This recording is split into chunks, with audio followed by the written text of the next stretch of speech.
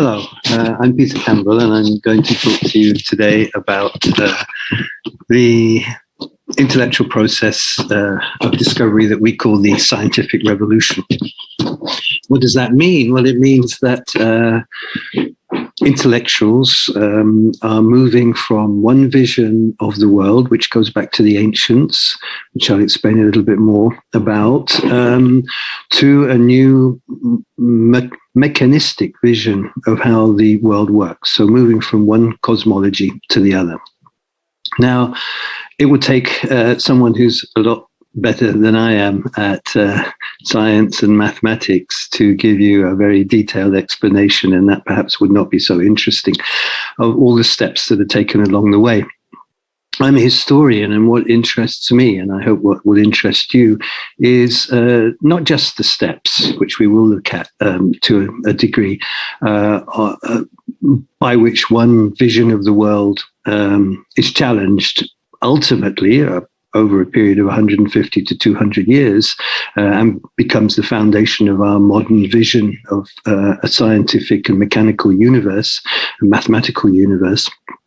It's not just that story, but the other part of the story is of great interest to a historian, is the fact that this scientific revolution, if you like, should not be viewed anachronistically. We should not think that these people are actually scientists in the modern sense of the word. They are magicians, astronomers, astrologers, wanting to compute the movements of the planets in order to make astrological charts. They are mathematicians, of course, as well. And they're in a relatively unknown tradition, also called the Hermetic tradition, based on actually apocryphal writings, which I will also explain about. So it's very interesting to look at their motivation. And it's not at all as if at one point there is Copernicus, who suddenly helps us understand that the world, that the center of the universe is not the Earth, but the sun. It doesn't happen like that at all. And it's a very interesting story, which I hope you will have some measure of enjoyment hearing. So what's the world vision before the scientific revolution? It goes back, of course, to the ancient Greeks in 5th and 6th century BC. With the ancient exploration of natural phenomena. And the three names to note here are Aristotle and Galen and Ptolemy. They arrive at their conclusions intellectually, of course, through observation, with rational ideas that are based on nature, on what is natural, what is living or natural, on the idea that there is natural growth, and very importantly, that there is movement. Movement is towards a purpose or an end. So movement is teleological, is the word we use. Now, the Earth is the center of the universe because that seems obviously the case, because that's what we see at that period. And around it revolve the planets and the sun, each in their sphere. There's an absolute up and an absolute down. And there's a complete division between the lunar world, moon and above, and the sublunar world, which is ours. In the lunar world, planets move in circular orbits. Why circular? This will be challenged, of course. We know it's an ellipse today, circular, because that is more perfect and harmonious. And they move in a substance that's called ether. And the universe is finite, and the composition of these lunar elements is incorruptible. So the movements of the planets are actually explained by 57 concentric spheres. Some of them, 5 of them, are the planets they know about, actually have to exist, and the others are brought into imaginary existence as a way of explaining how the planets that they know about can be, how their movement can be explained. In contrast to that, the sublunar world is always changing, and motion is straight, and matter is composed of 4 elements. And the reason things are changing is that the movement of the spheres above corrupts the potentially pure elements of these forms of matter. Now, there's a parallel theory as well with Galen, his medical theories, which is that the body is composed of 4 elements, and illness is when these elements get out of balance. So there's no chemical treatment for illnesses. It's all about the balances of the humours, and you might bleed people to reduce the excess of one humour that is creating the imbalance. Now, to that view, which is around, of course, in the Greek times, and elements of it are challenged, and there's a difference between Platonic visions and Aristotelian visions, but this Aristotelian vision is really heavily incorporated into the Christian view of the world, particularly through the great thinker Thomas Aquinas, who uses a great deal of logic. And so this pagan view of the world, if you like, is reconciled with Christianity. And Christianity would seem to confirm that the earth is the center of the world, that God created man on earth with earth for man. And so it's patently obvious that the earth is the center of the universe, because man is God's greatest deliberate creation. So in the medieval universities, and they don't remember all of the classical texts because they haven't been rediscovered, Aristotelianism is taught. The astronomy of the great astronomer Ptolemy is part of that, as is Galen's medical views. So what will it take to challenge this? And it's very unlikely in the medieval frame of mind that you are actually deliberately going to set out to challenge this. So there is, of course, the idea that the world is fixed and stable. And another conception that they have is what we call the great chain of being, a hierarchy in which everything has its place, from the top with God, going through the archangels and the angels, then man, and then plants, and then animals and plants, and then inanimate objects like stones, hell below all this. So they have a vision of the world which is very fixed and hierarchical, but kind of comforting, I think, with everyone having his recognized place in the eternal order. That means social stratification as well, all buttressed by this world vision. And they're all hopeful of salvation if they obey God's laws and the king's laws.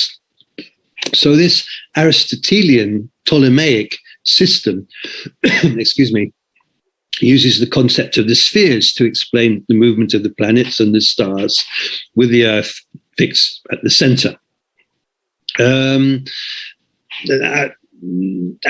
Aristotle's system has matter as 4 elements, and he maintained that there's little that remained to be discovered about the natural world. So whilst it's a natural or organic kind of vision of the world, it's also a closed system of thought.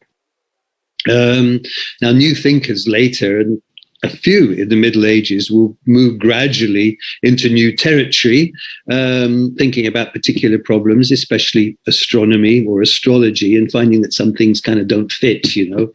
But here we come to a notion that we might use in the history of science and even the social sciences, which is that of a paradigm, and how difficult it is to make a paradigm shift. So you have a vision of the world which fits together, which seems to be coherent. And what do you do if you find things that don't fit it? You know, are you prepared? Are you willing in any way to think that your little discovery merits the destruction of the entire system of thoughts, the entire cosmology? That's extremely unlikely, particularly with such a static and closed system of thought. So it will take a lot of accumulation and a lot of proof before people will begin to contemplate an entire different cosmology, or what we might call, according to Thomas Kuhn, a paradigm shift. And of course, the scientific revolution is a paradigm shift, but it doesn't happen in a day. It happens in a couple of centuries. So it's going to happen through mathematical calculation, through observation, but those things have to be developed. You know, the mathematics has to be developed. The observation has to be regarded as something that is worth doing. Because if you have all the answers, why would you bother to observe? And if you do observe, you know, how can you observe? Do you have the tools to be able to do it? You don't have telescopes until Galileo. And so there's a lot that you can't see that will change the way people think. What about what's going on in the human body as well? You can't see that. Are there dissections? Well, only in the 16th century. And Galen, the great doctor, as it were, did dissections in classical times. Why bother to do them afterwards? Until somebody in Padua decides to do that in the 16th century.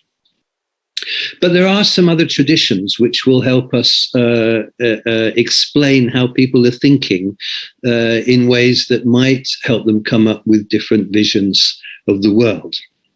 So actually there are three traditions within the Christian worldviews in this period. First of all, there's the one I've been talking about, which is what we might call the organic or the Aristotelian conception, which is vastly dominant and taught in the universities.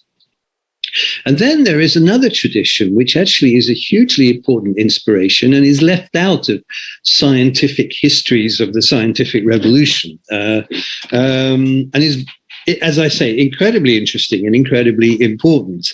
And it's what we call Neoplatonism.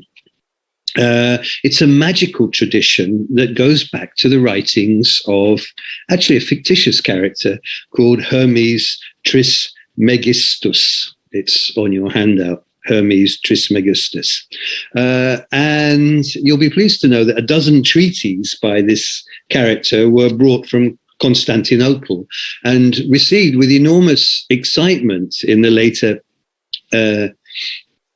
15th century in Florence, and immediately translated by the great scholar Marcello Ficino.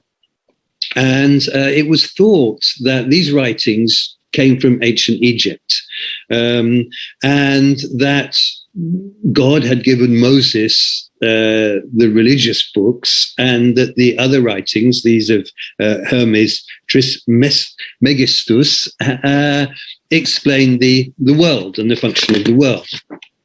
And in this vision, the sun is the center of the universe, but it's a very magical vision, and secrets are known only to a few. I just like to give you a quotation here by so why the influence of this, what we call the Hermetic tradition, which puts the sun at the center of the universe, which is going to be part of the scientific revolution. We're moving from a geocentric universe to a heliocentric one. You might imagine it, but can you prove it? And would you even set out to prove it? Probably you wouldn't do that at this point. So that's one reason why it's a long, slow process, because people are setting out to do some things and to solve some problems, but they're not setting out to have a new cosmology. So in Trismegistus, the Christian church has a kind of source of wisdom that goes back beyond Plato, in fact, to the time of Moses. And he has received divine revelation about the physical world. And so the Egyptians were seen as the custodians of secular wisdom, as the Jews were as sacred wisdom. And now what's their message then? Well, the sun, the center of the universe, yes, around which the earth revolves. And light is the source of life, and the sun is the symbol of the Godhead. The Hermetic treatise also incorporated certain Pythagorean assumptions, which stress a mathematical harmony in the cosmos. Pythagoras is a great, great mathematician. And so the revival of mathematics, actually, that takes place in the 16th century, which will be this other vision I'm going to talk about in a moment, is actually linked with kind of the mystical powers of numbers, the mysticism of mathematics, rather than the kind of hard science of mathematics that we think of today. So, of course, this view has implications for the cosmos and for science and the scientific method. I hope it doesn't spoil my story too much to say that Newton, who you might see as the ultimate scientist, is actually within this tradition, this Hermetic tradition.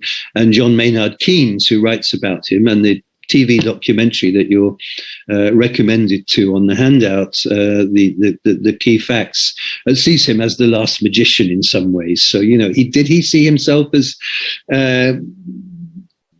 arriving at a mechanical, mathematical universe? Not completely, by any means. So we know that these writings are actually come from the second, from AD 232 to 303 by someone called Plotinus, carried on by someone else called Porphyry. So that is the second big tradition, which is going to be an inspiration for people like Copernicus that I'm going to come on to as well. And now there's a third tradition, which we might call the mechanist tradition, which goes back to the Greeks as well. And it's a revival of Archimedes, the great Greek mathematician in the 16th century. And that view is that the universe is a machine to be mathematically explained. And of course, the mathematics may be somewhat mystical. Now, why is that happening in the 16th century? Why didn't it happen 2 or 3 centuries before? Well, we have to factor into our story the Renaissance, this movement that you've heard about previously in your course, which is essentially the revival, the rediscovery, the editing and publishing with printing, which is very important, of the texts of classical antiquity. I beg your pardon. So the importance of the classics is, of course, stressed, but the classics do somewhat challenge the Christian worldview, potentially, in spite of the amalgam that's been made by Thomas Aquinas and successors in the in Christendom. And of course, in this period, astrology is incredibly important as well, which is a kind of mystical thing. But for astrology, you need to chart the planets. You need to know about their movements. You need to be able to explain what they will be doing. And you need to be able to have accurate tables to do this. Along with this, with the Renaissance, comes what we call Neoplatonism, which is associated with this tradition, this Hermetic tradition. In contrast to Aristotle, who had no time for this, the Platonists think that all is illusion, really, and that the greatest reality is of ideas. So these are the traditions on which someone in the 16th century can draw.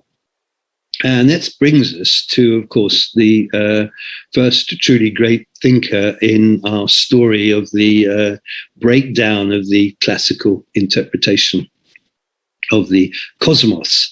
And that is Nicholas Copernicus, who's born in Poland. He studied at Krakow, and he later goes to northern Italy, of course, the Renaissance in Italy, and he sets out the idea that the sun is at the center of the universe and that the earth revolved around it.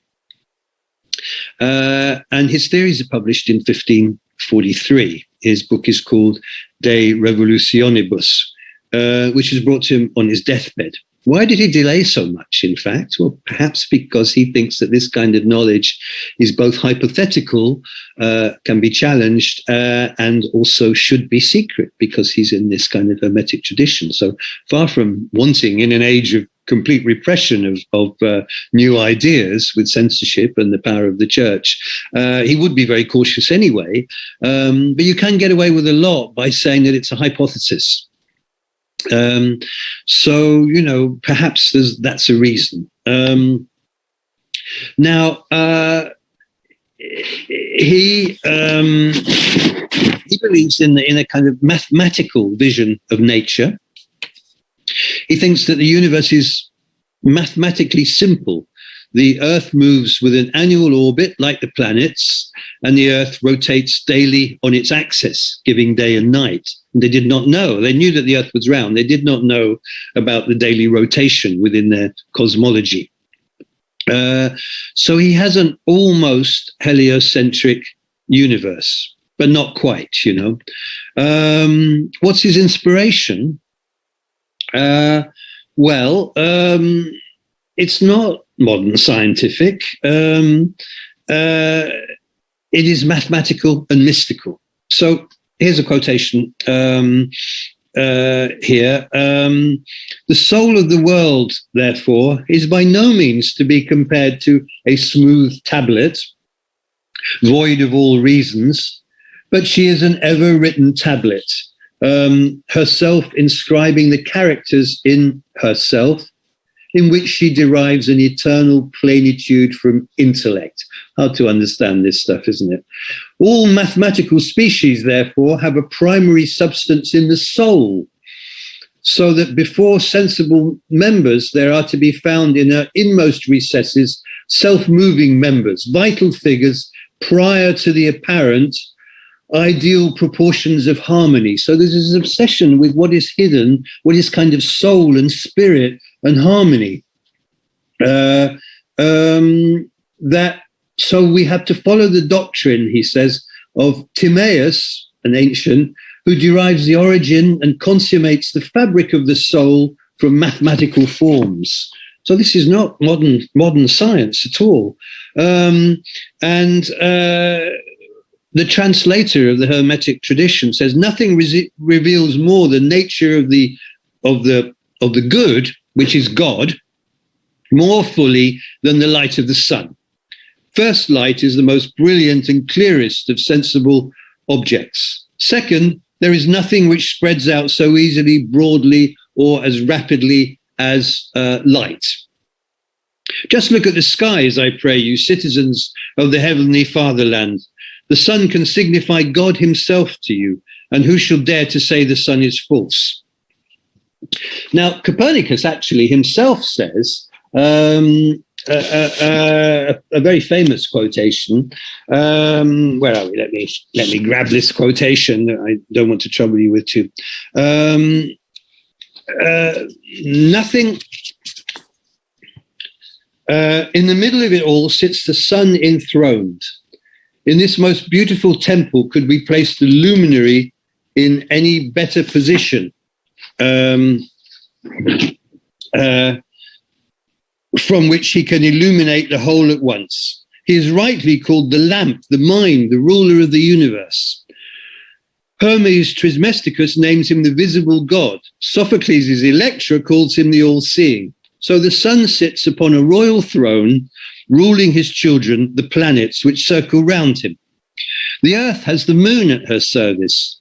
As Aristotle says in his On Animals, the moon has the closest relationship with the earth. Meanwhile, the earth conceives by the sun and becomes pregnant with an annual rebirth. It's very organic, as you see. So there's still Aristotelianism mixed in there, that first way of seeing. So we find underlying this ordination an admirable symmetry in the universe and a clear bond of harmony in the motion and magnitude of the spheres, such as can be discovered in no other way. So he's putting forward something which is really quite revolutionary without realizing that it's particularly revolutionary and almost secretly.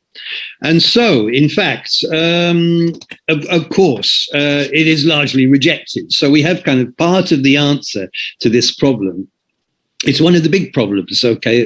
There's another big problem, which is motion, I'll just mention as well. You know, with the invention of cannons, you find that cannonballs go up and then they come down. How do you explain that if things are, according to Aristotle, supposed to move in a straight line until stopped? You know, so what's doing that? The answer, yeah, you may already know the answer. It may be something to do with something called gravity, which has to be discovered and kind of invented. So, of course, these ideas are regarded as completely absurd. Luther's contemporary, the religious reformer, says, out of love for novelty or in order to make a show of cleverness, some people have argued that the earth moves. They maintain that neither the eighth sphere nor the sun moves, whereas they attribute motion to the other celestial spheres and also place the sun among the heavenly bodies. Nor were these jokes invented recently. There is still extant Archimedes' book on the sand reckoner, in which he reports that Antiochus of Samos propounded the paradox that the sun stands still and the earth revolves around the sun. Even though subtle experts institute many investigations for the sake of exercising their ingenuity, nevertheless, public proclamation of absurd opinions is indecent and sets a harmful example. So if you like, for 60 years, really, people are going to reject Copernicus. Why? Well, because he hasn't proved it completely mathematically. There are mistakes. He doesn't have the mathematical power. There is not the ability to observe, which is needed to have this Copernican revolution, if you like, accepted. So all of these views are dismissed just as an absurdity at the time. All the accepted authorities are against it. The Bible contradicts it expressly. Common sense seems to contradict it as well. So much work remains to be done in this scientific revolution. Now, at the same time, the very same year that his book is published, we have another little contribution to the breakdown of the worldview, which is Vesalius, a professor at Padua University, undermines Galen's observations about the human body, showing that actually he dissected not men, but apes. And he writes a book, also 1543, called De Humanipi Corporis Fabrica, on the makeup of the human body, with incredible illustrations that can be done now with the techniques of the Renaissance art, accuracy, and printing, of course. So this can be more widespread. So that's a kind of blow at another element that is holding this cosmology together.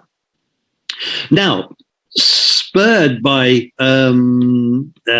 passion for the stars, we have another stage in the development of the scientific revolution, which comes with Tycho Brahe that you find on your fact sheet, 1546 to 1601.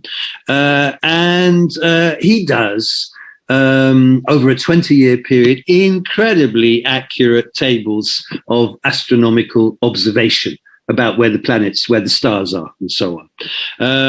And he knows, of course, that planets revolve around the sun, but he thinks he hasn't got it right yet, and that's maybe not how we should tell the story, but he still thinks that the sun revolves around the earth.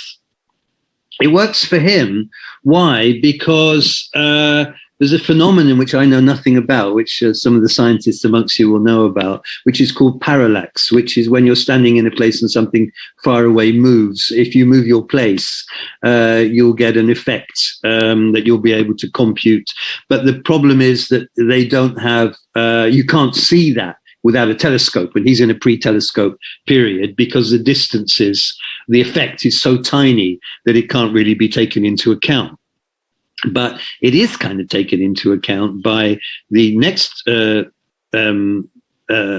truly great one, next but one, Kepler, who's troubled by the fact that there are 8 minutes that don't kind of make sense in this vision.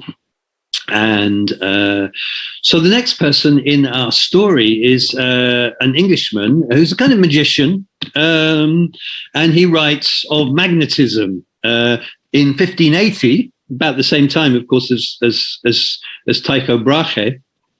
But the book isn't published till 1600, and he talks about the phenomenon of magnetism. He does lots of experiments of lodestones and floating magnets in water and so on. But he also is very early modern occultist because he thinks that magnetism is an occult hidden force. It's part of the anima of the earth.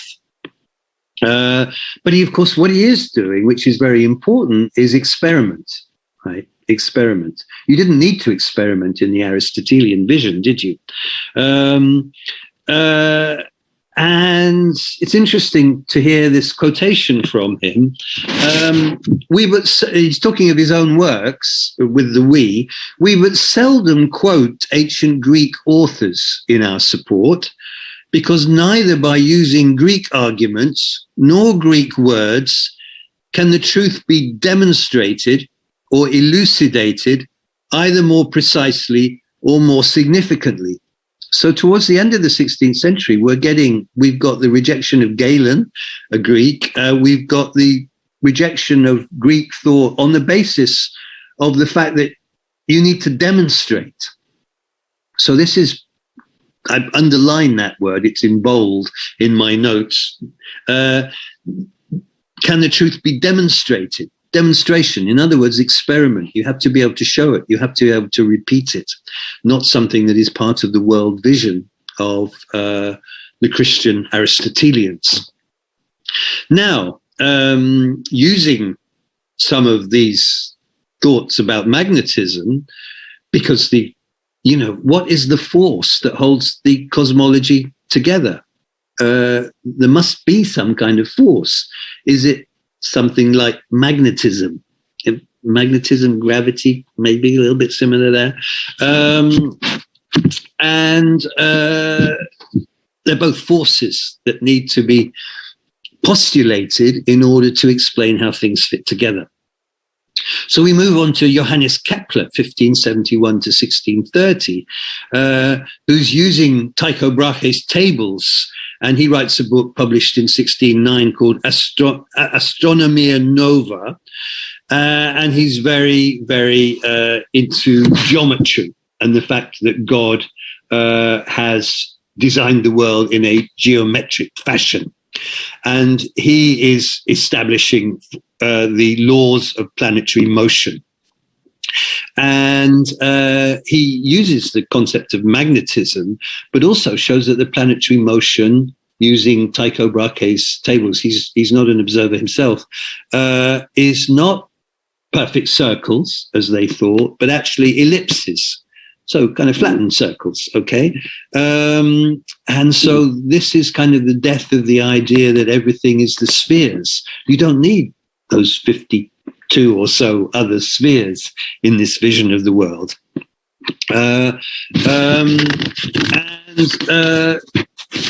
Here is something which sounds perhaps strikingly modern. Here's a quotation. He says, "My aim is to show that the heavenly machine is not a kind of divine live being, but a kind of clockwork.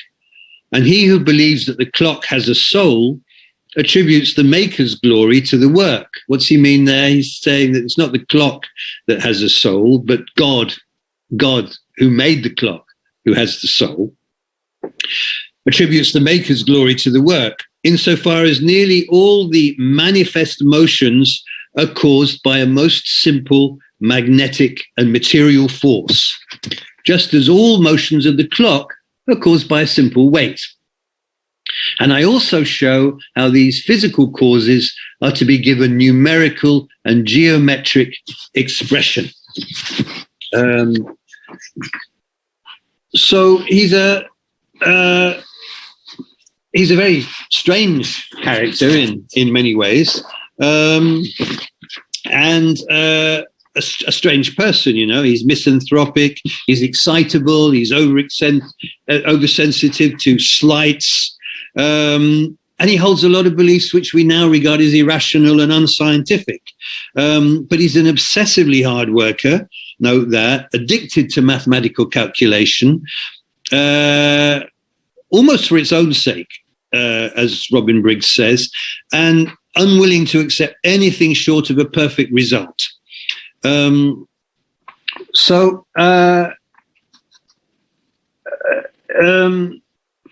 He makes this huge step forward on the basis of his mathematical obsessions and his talent, his brilliance. Yet how is it that this kind of mixture of Pythagorean number mysticism and belief in a semi-animate universe, he's talking about the soul of the universe, produced some of the greatest scientific discoveries of all time? But Kepler kind of gives us a little bit of an answer to that.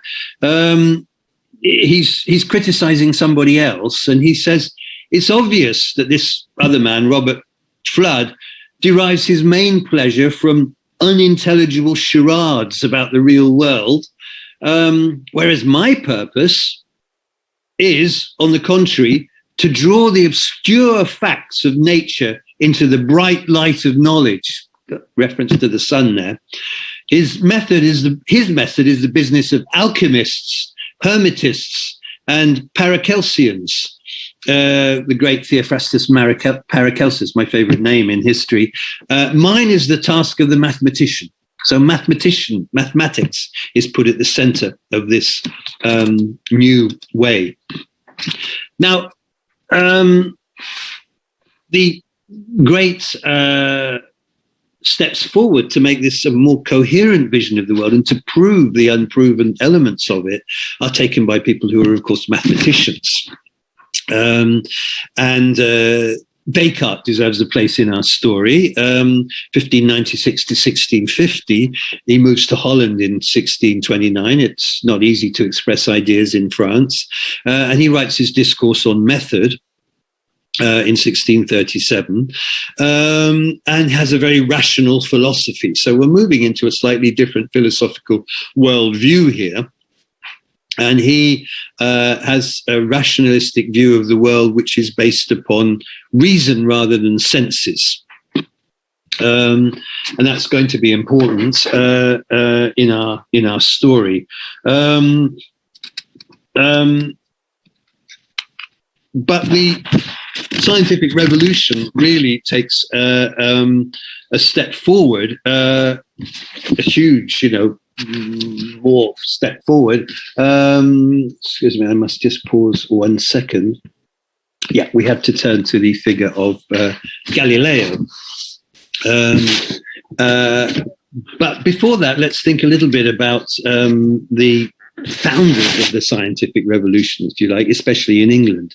We've talked about Gilbert, but we must mention Francis Bacon, because there are new attitudes beginning to the accumulation of knowledge based on scientific methods, derived then from Bacon and later, of course, especially from Isaac Newton. Now, Francis Bacon, who dies in 1626, was influential in two main areas. He stresses that science is a positive force that's beneficial for humanity. It's not just the way the world works, it's positively beneficial.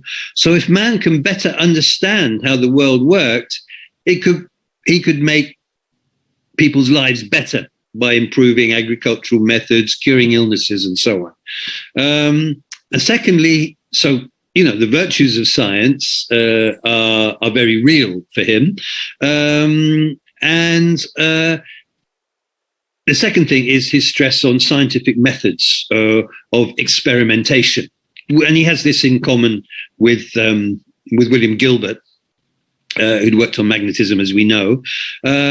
And he comes up with praise of a different kind of reasoning. Now, Aristotelian reasoning is based on deduction. Okay, so basically you know everything, and within deduction, you can't really step outside of what you know because you're only deducing things 1, 2, and 3 from what you already know. So let's take a syllogism, an Aristotelian syllogism that you'll probably know of. The major premise is that all men are mortal. The minor premise is that Socrates is a man, and so the conclusion is that Socrates is mortal. Yeah, great, but kind of what's the point? Does it get you anywhere new? I don't really think it does. So Aristotelian methods are based on the assumption that we already know most of how the world works. these four elements and so on. So from all that, you deduce other stuff and can go down incredibly wrong paths as well if your initial premises are rather wrong. So it's this closed system of knowledge that I spoke about at the beginning. So it's not that useful for enabling us to reevaluate knowledge in the light of further new information. Now, Bacon criticizes this type of reasoning because it worked backwards, really. It assumes we already know the answer to the major premise and that we can use that to infer the small premises. So Bacon says that the major premise can only be shown by examining lots of little premises to test if they bear out the major one. In this particular case, it would be all men are mortal. Which is not therefore a particularly useful one to investigate. So Bacon says that the major premise should come at the end, not the beginning. It's only through this that we can arrive at the formulation of the big premise, which would be a general truth or an axiom or a big theory. So if we later find that one of the small premises disproves the major one, then we've got to modify it. Or modify the axiom accordingly in the light of the new evidence. So let's turn it around and say Socrates is a man. Socrates is mortal, therefore all men are mortal. Well, that is more of, if you think about it, that is more of an invitation to observation and experiment, right? It's not perhaps the best example, but it shows you how the syllogism can be turned round. Don't try that at home about the mortality bit. So we can only find out about the world around us through being willing to experiment, to put our ideas to the test through trial and error. And this method is what we call empiricism, scientific empiricism. Okay, so it goes, of course, with observation, because observation is a form of experiment. Now, I'd like to insert at this point something about Hooke and the circulation of the blood, because that is part of the scientific revolution. But it's interesting the way he looks at it, actually. Not Hooke, Harvey, and the circulation of the blood. I'm just looking for my notes, I apologize there. So Harvey and the circulation of the blood, he gives us a very revealing account, which still shows how unmodern scientific people making these major scientific, for us, advances are. He talking about the circulation of the blood, I began to think whether there might not be a motion, as it were, in a circle. Now this I afterwards found to be true, which motion we may be allowed to call circular, in the same way as Aristotle says that the air and the rain emulate the circular motion of the superior bodies. That's the lunar bodies, right? For the moist earth, warmed by the sun, evaporates. The vapors are drawn upwards, are condensed, and descending in the form of rain, moisten the earth again. And by this arrangement are generations of living things produced. And in like manner, too, are tempests and meteors engendered by the circular motion, and by the approach and recession of the sun coming near and being further. And so in all likelihood does it come to pass in the body through the motion of the blood. So this is his analogy. The various parts are nourished, cherished, quickened by the warmer, more perfect, vaporous, spiritus, and I may say alimentive feeding blood, which, on the contrary, in contact with these parts, becomes cooled, coagulated, and, so to speak, effete, whence it returns to its sovereign, the heart, as if to its source, or to the inmost home of the body, there to recover its state of excellence or perfection. Notice this kind of Aristotelian notion of perfection, circular motion, and so on, that is the inspiration for this man that we credit with the scientific discovery of the circulation of the blood in the body. So he's very far from having a modern conception of the human body. And the heart, consequently, is the beginning of life, the sun of the microcosm, even as the sun in its term might well be described as the heart of the world. For it is the heart which is indeed the foundation of life, the source of all action. So he's using metaphors like the body politic, which has a heart as well. So his manner of reasoning is not modern scientific at all, and yet he comes up with something that we think of as a vastly important scientific discovery. Okay, so let's move on to the culminating part of today's story, which is the figure of Sir Isaac Newton. English scientist and mathematician, 1642 to 1727, and more than anybody else, he developed the model of natural philosophy. That's to say, a new method of understanding the universe and the way it worked that the philosopher of the 18th century would later attempt to use to explain human society. So this scientific revolution is going to feed into the intellectual revolution, if you like, which is the Enlightenment as a way of seeing the world. And he has three main fields. In 1666, he writes a tract which develops the fluxional method, what we call calculus, about which I'm sad to say I know nothing, which becomes the mathematical language of physics during the 18th century. He doesn't publish that tract, actually, and later becomes involved in a really long and damaging dispute about accusations of plagiarism, which we're very aware of in our university, with Gottfried Wilhelm Leibniz, who had independently developed a similar mathematical method, calculus. But in the mathematical principles of natural philosophy in 1687, or the Principia, he develops the law of universal gravitation, which is the first satisfactory explanation of the forces which hold the universe together, developing Galileo's ideas on terrestrial motion with Kepler's theories of celestial motion. So let's go back a step for a moment and consider Galileo.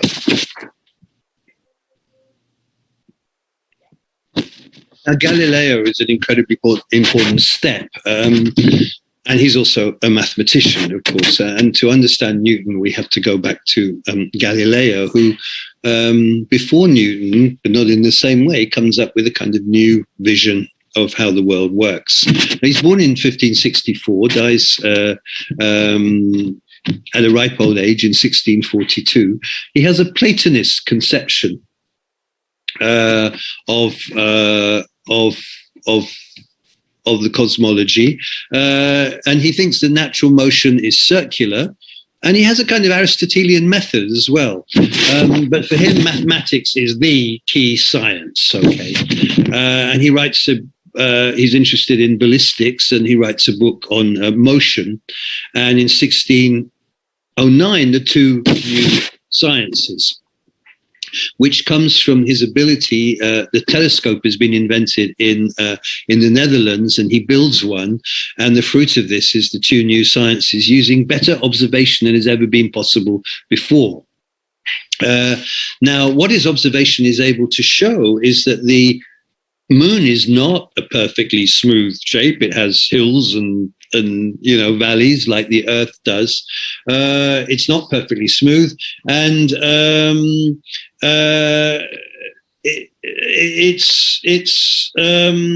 so that undermines the kind of philosophical vision of this, and it undermines the difference between the celestial, the lunar, and the sublunar divisions in the Aristotelian vision of the world. And his telescope also shows a whole host of new stars. It shows that the Milky Way is made of loads of stars, innumerable stars, of course, as we know. But when you look at it, can you actually see without the telescope? Of course not. He is incredibly important in undermining some of the elements. He writes letters on sunspots as well, which shows that the heavens are imperfect. They were supposed to be perfect and unchanging before. And so he combines philosophy and mathematics and observation. And he says that philosophy is written in this grand book, the universe, which stands continually open to our gaze. But the book cannot be understood unless one first learns to comprehend the language and read the letters in which it's composed. It's written in the language of mathematics, and its characters are triangles, circles, and other geometric figures, without which it is humanly impossible to understand a single word of it. Without these, one wanders about in a dark labyrinth. So he has a notion of geometrized motion is the key to his cosmology, which is in the true Platonic tradition. And he, at this point, you see, still conceives of the world as being circular. So he doesn't have what, looking back and being teleological about this, a perfect answer to how motion works. But for him, not only does the earth move, but all bodies in the universe were in motion unless there was something to stop them. So the apparent immobility of things on earth is just a local inertia system. So all things are actually going to move. So he puts it all together, actually, in something that will get him into serious trouble, and he becomes, therefore, a cause célèbre in human history, because he writes in 1632 a dialogue on the two chief systems of the world. And he calls the Aristotelian simplicicus, which is a kind of making fun of Aristotelianism against his new vision of the world. And of course, the church gets absolutely irate about this. Why? Well, because he stated this as facts, not as hypothesis. So all of these other ideas up to then could be presented as interesting hypotheses amongst the world of intellectuals, and cardinals could accept this. You know, what an interesting hypothesis. Yes, of course, you know, but we'll keep our religious views for everybody else. So, of course, by making it public and claiming that it was a kind of real cosmology, he gets into trouble and he's condemned and put under house arrest. So, you know, to the great shame of the church. So the situation is that by the time that Newton comes along, we've made a lot of progress about motion, about the undermining of the Aristotelian system, but it hasn't all been put together in an effective cosmology. That's one thing. So thinking it differently is very important, but actually proving it mathematically requires a mathematician of absolute genius as well, because the calculations have to be done. And so this brings us, of course, back to Newton. And in the mathematical principles of natural philosophy, he gets this law of universal gravitation, which is the first satisfactory explanation of the forces which hold the universe together. So he's developing Galileo's ideas, as I was saying, of terrestrial motion, putting them together with Kepler's theories of celestial motion, and he's using gravity to explain the forces that hold the universe together. And he shows that every particle of matter in the universe is attracted to every other particle with a force that varies directly as the product of their masses. And here we're getting beyond me, but you can understand, and inversely as the square of their distance between them. In other words, varying according to the size of the object and how far apart they are from each other. So he sets out a new concept of nature, which will structure how people would think about the scientific revolution of the 17th and 18th centuries, a framework that wasn't really superseded until we get to Einstein in the 20th century. And it also supplies the idea of natural law that others are going to extend beyond physics, and with the notion of God as the watchmaker who sets the world in motion, clockmaker, and had it move according to certain laws which he had fixed, but he doesn't then intervene. So previous thinkers, Kepler, for example, thought that the imperfections would be rectified by a God who's interventionist. Okay. Now, these scientific laws are going to have an immense impact, not only on how people understand the world and nature and how it worked, but also how scientific laws might relate to human society and how it was regulated. So natural law theorists take up such scientific laws and apply them to people in human society. So it was said that there's a moral law in society, which was the equivalent of the scientific law of gravitation. Now, Newton develops the experimental methods of which we've spoken. It's a break from the grand rational reasoning of Descartes that I spoke about briefly, especially, in his work on optics, published in 1704, but done earlier, actually, which is a great work of experimental science about the nature of light.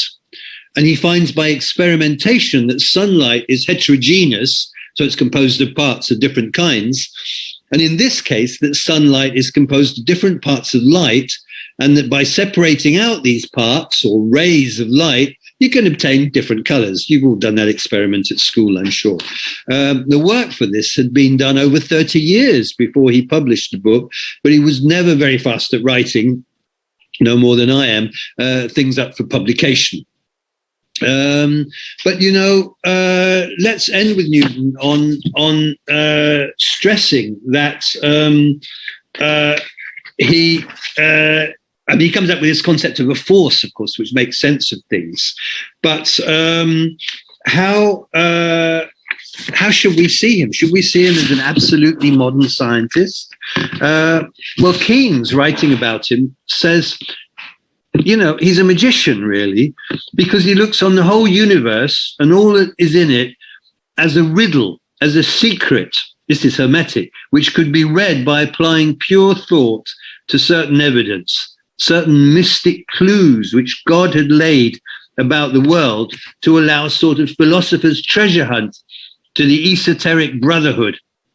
He believed that these clues were to be found partly in the evidence of the heavens and in the constitution of elements. And that's what gives the false suggestion of his being an experimental natural philosopher, but also partly in certain papers and traditions handed down by the brethren, the secrets, in an unbroken chain back to the original cryptic revelation in Babylonia. We get this in religions as well. I think the idea that there are hidden clues in the Bible or in the universe which have to be decrypted. It's kind of slightly conspiratorial vision. And so he regarded the universe as a cryptogram, Keynes says, the great economist Keynes, set by the Almighty, a riddle. Then, just as he himself wraps the discovery of the calculus in a cryptogram which he communicated with Leibniz. By pure thought, by concentration of mind, the riddle, he believed, would be really revealed to the initiate. So that's pure Hermetic tradition stuff, not modern science in a way.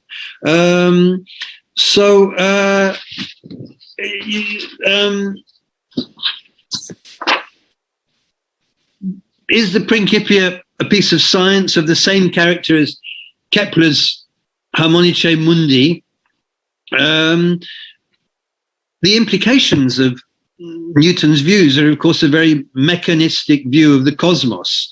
Now, to us, the implications of these discoveries point to the fact that the world is a machine with hard and fast laws, which we can, of motion and so on, gravity forces, which we can experimentally and theoretically discover. But Newton actually insists that this isn't so.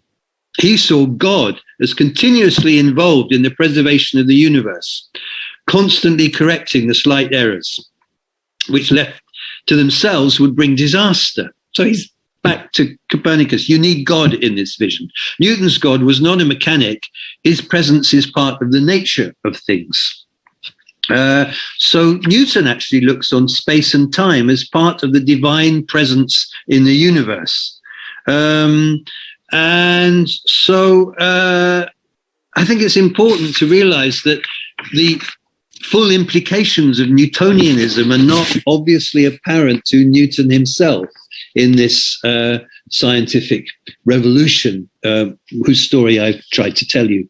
Now, in another talk on the Enlightenment, we'll see that John Locke is very important, but I don't have time today to tell you about that. But John Locke also has a kind of somewhat mechanistic vision of humanity and an experimental notion, the idea that we're not born with innate reason, but it is built up through sensation.